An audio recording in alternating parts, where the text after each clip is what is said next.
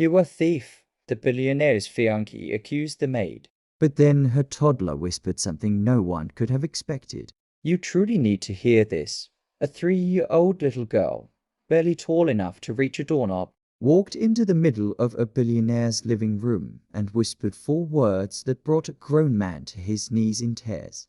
just for words. That was all it took. This little girl's mother had just been accused of stealing in front of everyone. She was about to lose her job, her home, and everything she had left in this world. Security was already walking toward her. The billionaire's fiancée was pointing her finger, her voice sharp enough to cut glass, and then the tiny little voice spoke up. Nobody moved. Nobody breathed. Stay with me, because what happened next is something I still can't stop thinking about. Hey, welcome back everyone. And if you're new here, I am so glad you found this channel. This is the place where we tell stories that hit you right in the chest. Stories about real people, real pain, real love, and real miracles. Before we begin today, I want to ask you something. Where are you watching from right now? Drop your city and country in the comments below. I genuinely love seeing how far these stories travel. Now, what you're about to hear is one of the most emotional, heartwarming, and jaw-dropping stories I have ever told on this channel. It involves a billionaire, his fiancée, a hard-working maid, and a 3-year-old little girl who didn't know she was about to change 4 people's lives forever. Get comfortable. Grab something warm to drink, because this one is going to stay with you. Sometimes the people who have the least are carrying the most, and nobody even notices. Her name was Lena Simmons, and at 31 years old, she had already lived through more heartbreak than most people face in a lifetime. Lena had grown up in a small town in rural Tennessee, raised by a grandmother who worked double shifts at a textile factory just to keep the lights on. She learned early what it meant to stretch a dollar, to smile through hunger, to hold your head high even when the world made you feel small, her grandmother used to say. "Lena, baby, dignity don't cost a thing. You carry it no matter what." And Lena carried those words like a shield. She'd gone to college on a partial scholarship, studying nursing, dreaming of helping people the way no one had ever helped her family. But life, as it often does, had other plans. In her second year, her grandmother got sick, the kind of sick that swallows savings whole and spits out only medical bills. Lena dropped out. She came home. She sat by the bedside and held that weathered hand until there was no more hand to hold. After the funeral, there was nothing left. No money, no home. The bank had been patient, but not that patient. And Lena was alone in a way she had never fully prepared herself to be. She moved to Atlanta, Georgia, taking whatever work she could find. Waitressing, cleaning offices, running errands for strangers. She was surviving, but barely. Then she found out she was pregnant. The man who should have stood beside her chose to disappear instead. A phone that went straight to voicemail. An apartment emptied overnight. A silence so loud it echoed. Lena cried for exactly 3 days. Then she wiped her face, pressed her hand to her belly, and said out loud to no one and everyone, "I'm going to give you the world, baby." I promise. Her daughter, Mia, came into the world on a Tuesday morning, 7 pounds, 4 ounces, with dark curly hair and eyes that looked like they already understood something profound about life. Lena held her and felt something shift deep inside her chest. Like a door she didn't know was locked had finally swung open. But love, no matter how fierce, doesn't pay rent.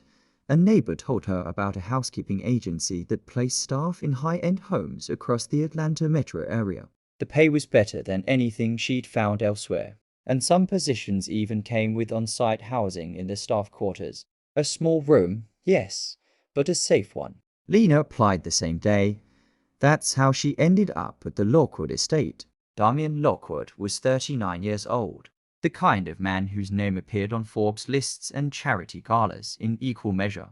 He had built his tech company from a single laptop in a college dorm room into a billion-dollar enterprise that employed over 4,000 people. He was tall, quietly serious, with a kind of focused gaze that made people feel like the only person in the room when he looked at them. Those who worked closely with him said he was fair, thoughtful, and genuinely kind. Rare qualities in a man with that much power. Lena started working at the estate. She kept to herself, did her job with precision and pride, and every evening she returned to her small room where Mia was watched by a gentle older woman named Mrs. Bennet, a retired schoolteacher who lived on the property and had offered to help in exchange for reduced rent. It wasn't a perfect arrangement, but it was warm. It was safe, and for Lena and Mia, safe felt like luxury. The estate itself was enormous. 12 bedrooms, a grand staircase, manicured gardens, a ballroom that had hosted senators and CEOs. Lena moved through it quietly, invisibly, the way she had learned to move through spaces that were never built for people like her. She polished silverware and washed windows and folded linens with geometric precision. She never complained. She never asked for more than she was given, but she noticed things. She noticed that Mr. Lockwood always said good morning when he passed the staff. She noticed that he left bottles of water and granola bars in the staff break room and restocked them himself when they ran out. She noticed that he once spent 45 minutes on the phone arguing with a contractor who had underpaid a group of day laborers and didn't stop until every dollar was returned. She also noticed when Victoria arrived. Victoria Caldwell was 28 years old, stunning in the effortless way that money and confidence sometimes produce, with a kind of polish that came from a lifetime of being told she was exceptional. She had met Damian at a charity event 6 months prior, and before long she was at the estate nearly every weekend. Her laughter-filled rooms. Her presence rearranged the energy of every space she entered. The staff felt it immediately. The warmth that had defined the estate shifted, just slightly, like a thermostat quietly turned down 2 degrees. Victoria was never outright rude. She was something more precise than that. She was dismissive. She looked through the staff rather than at them. She called Lena the maid when speaking to Damian, even though Lena's name was printed clearly on her employee badge. She once pointed out a smudge on a mirror, a smudge Lena had not made, in front of 3 other staff members, with a smile so cold it could have frosted glass. Lena said nothing. She smiled politely and cleaned the mirror again. Do you think it's ever worth saying something? Her friend Danielle from the agency once asked her. Or do you just keep swallowing it? Lena was quiet for a moment. Then she said, I've got Mia to think about. I keep swallowing, but some things are too big to swallow. And what was coming, Lena could not have prepared for, no matter how many times life had already asked her to be strong. Sometimes the storm doesn't warn you.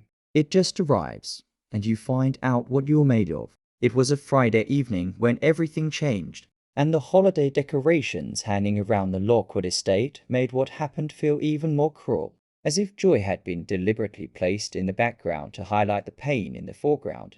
Damian was hosting a small PI engagement dinner. 20 guests, close friends, a few business partners, 2 members of his family who had flown in from out of town.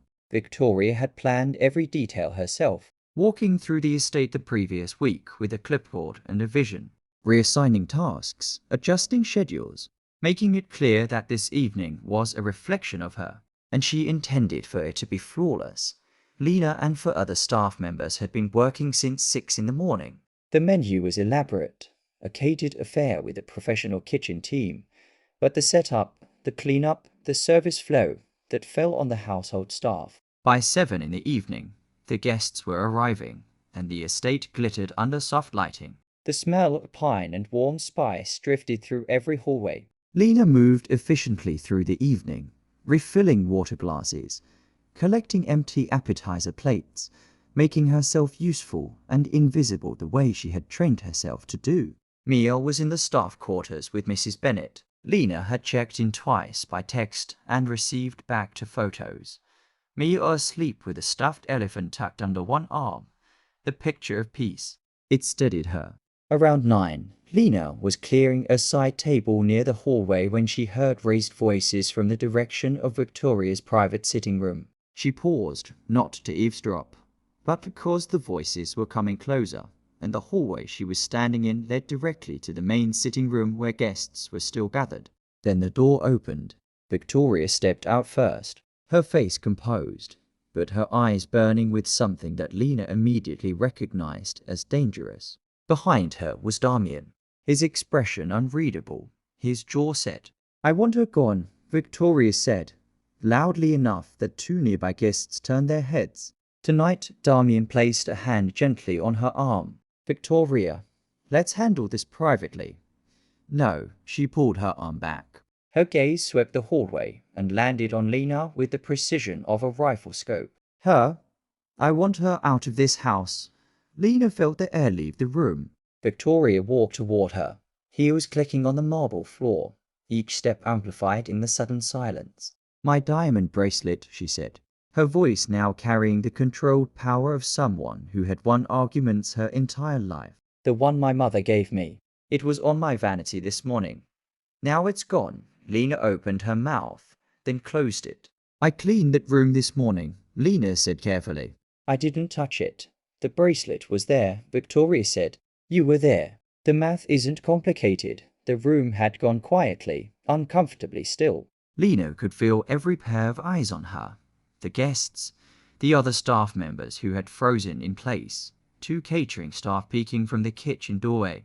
She felt something old and awful rise inside her chest. Something that recognized this moment from 100 smaller moments across her life. The feeling of being judged before being heard. "I did not take your bracelet," Lena said, and she was proud of how steady her voice was. "You're a thief," Victoria said flatly. "And I want security to escort you out," Damien said. "Victoria." Damien, her voice was final. "This is my home too. Or it will be, and I will not have someone like her in it. Someone like her." Those 3 words landed in the room and nobody moved. Lena felt her eyes sting. She thought about Mia's sleep down the hall. She thought about her grandmother. She thought about every single morning she had gotten up and decided to keep going. She pressed her lips together. She would not cry, not here, not in front of these people, not for this woman. But then she heard small footsteps. Quick, unsteady, the kind that belong only to a very young child who has just woken up from sleep and is looking for something familiar in an unfamiliar space. And then she appeared. Mia, 3 years old, in her little yellow pajamas with a duck on the front, her dark curls wild from sleep, her stuffed elephant dangling from one hand. She must have woken and wandered from the staff quarters when Mrs. Bennet stepped away. She stood in the hallway entrance, blinking in the bright light, looking confused and small and completely unaware of the storm she had just walked into. Her eyes found Lena immediately. And then, as only a child can do, she pointed to something. Not at anyone. Something. And what she pointed at made every single person in that hallway go completely, absolutely silent. Have you ever watched a child accidentally tell the truth that adults were too afraid to speak? Drop a comment and tell me, because what this little girl pointed at changed everything. The truth doesn't always come from the people with the loudest voices. Sometimes it comes from the smallest ones. Mia's finger was pointed at the decorative bow on the hallway console table.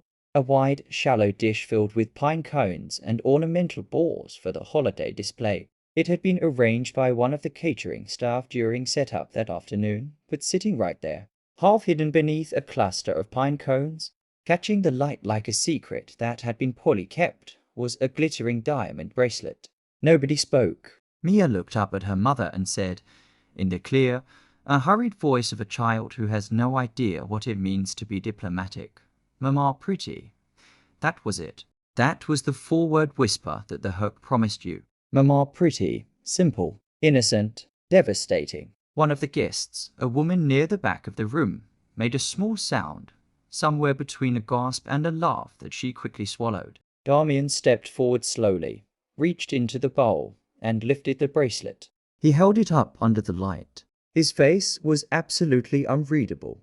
Victoria's composure cracked, not dramatically, just slightly, a hairline fracture running across the careful surface of her expression. It must have fallen. Someone must have moved it when they were arranging the display. The display was arranged.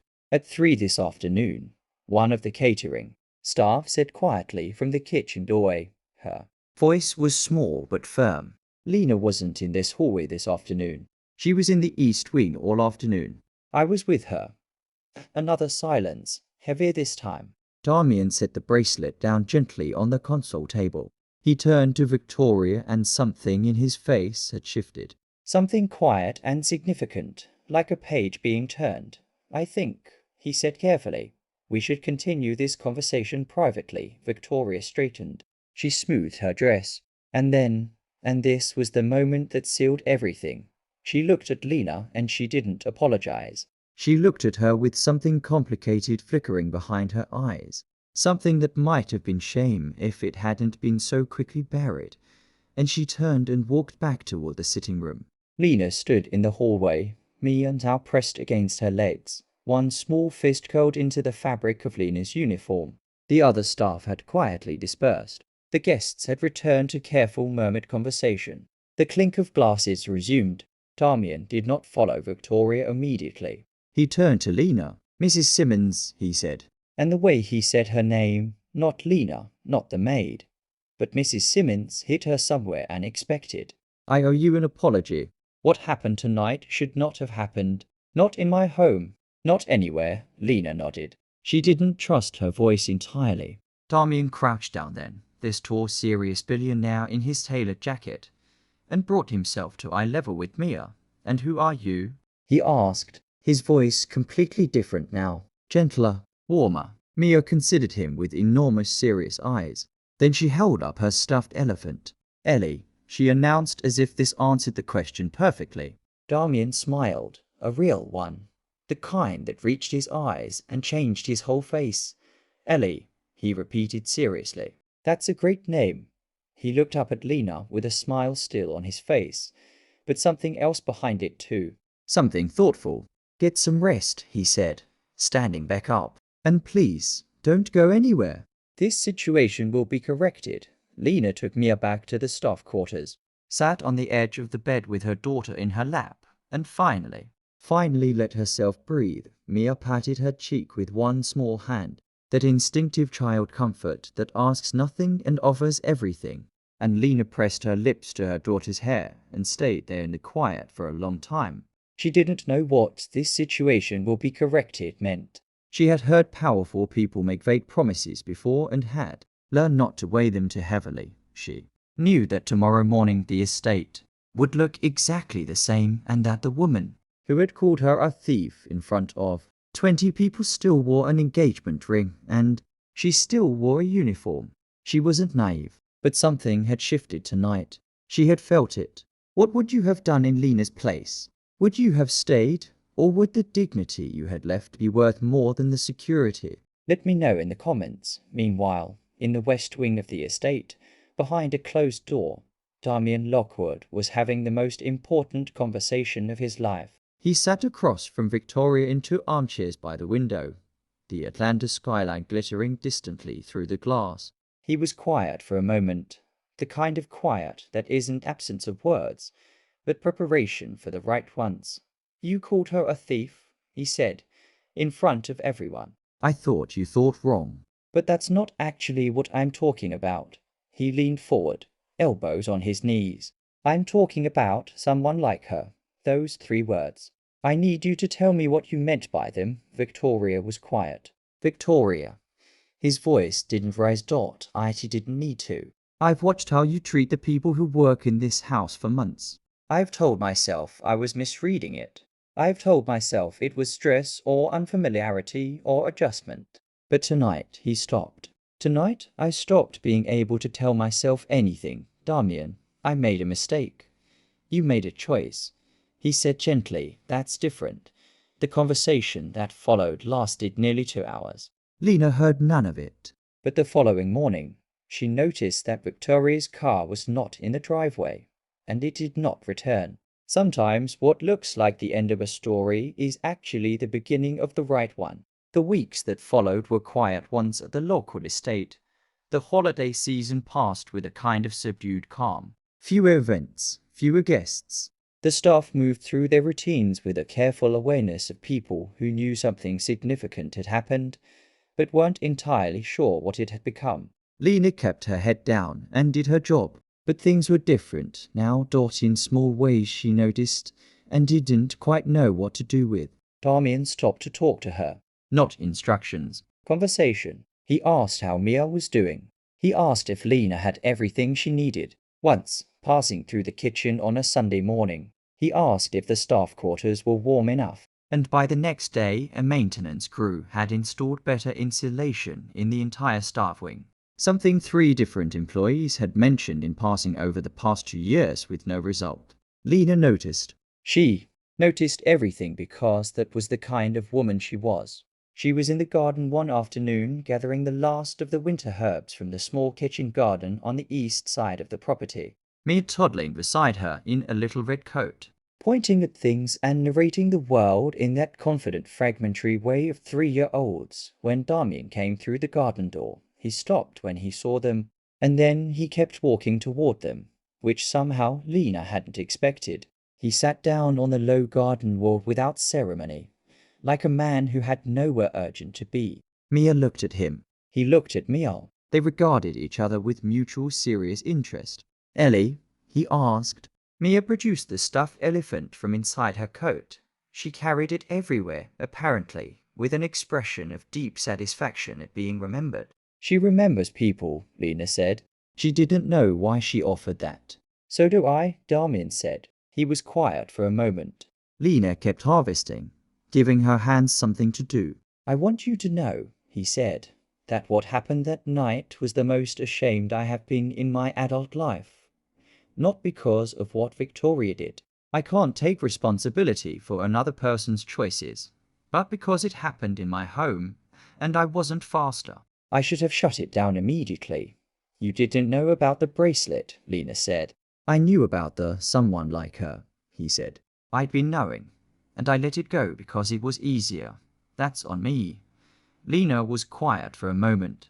The winter air was sharp and clean. Mia was examining a ladybug on a stone with the focus of a scientist. People do that, Lena said finally. Let things go because it's easier. I'm not sure I can hold that against you. He looked at her then with an expression she couldn't entirely categorize. You're remarkably generous, he said. Given everything, I've got a 3-year-old who thinks every single day is amazing, Lena said. It's hard to stay bitter around that.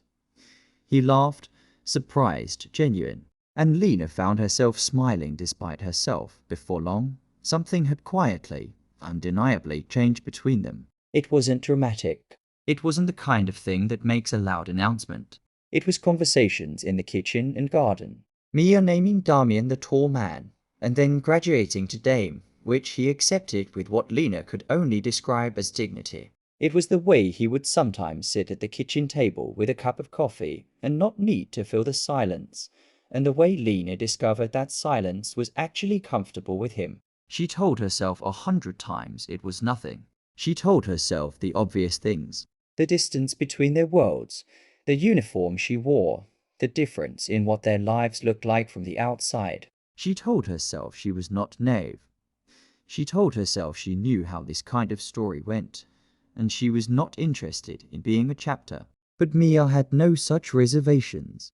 One Sunday morning, Mia climbed into the chair beside Damian at the kitchen table, helped herself to a piece of his toast without asking, and then leaned against his arm as if she had always belonged there. Damian looked at Lena over Mia's head. Lena shook her head slowly, mortified. Damian just smiled, broke off another piece of toast, and handed it to Mia. Do you believe that sometimes love finds you in the last place you expected? And through the most unexpected person? Tell me in the comments. The bravest thing you can do is let yourself believe in something good. Especially when life has given you reasons not to. Then one day, Damian asked Lena to sit down with him in the library. Not as employer and employee. He was specific about that. He said exactly those words when he knocked on the staff quarters door that Saturday morning. Not as employer and employee. I just want to talk to you. If that's okay. Lena changed out of her uniform. She wasn't sure why. It just felt right. They sat in 2 chairs by the library window, spring beginning its tentative arrival in the garden beyond the glass. And Damian told her something she hadn't expected to hear. He told her about his own life before the money and the company and the estate. He told her about growing up in a 2-bedroom apartment in Columbus, Ohio, with a mother who cleaned houses for a living. And those words landed between them with a weight he clearly intended. He told her about the particular kind of ambition that comes not from wanting more than others, but from wanting something different from what you've been told is all you're allowed to want. He told her that when he built his company, he made a commitment to himself that he would never be the kind of person who looked through other people. And then he told her about Victoria, and what it had taken him too long to admit to himself. That he had been with her not because she made him feel the way he wanted to feel, but because she represented a version of his life that looked like a rival, like proof, like the opposite of where he'd started. I wasn't honest with myself, he said, and it nearly cost someone who didn't deserve it a great deal. Lena was quiet for a long moment. Is this a conversation about what I think it's a conversation about? She asked. He smiled. I don't entirely know, he said honestly. I just know I'd like to find out, if you're willing, on whatever terms make sense to you, at whatever pace makes sense to you. He paused. And Mia, obviously, is a non-negotiable part of this equation. Lena looked out the window for a moment. She thought about her grandmother.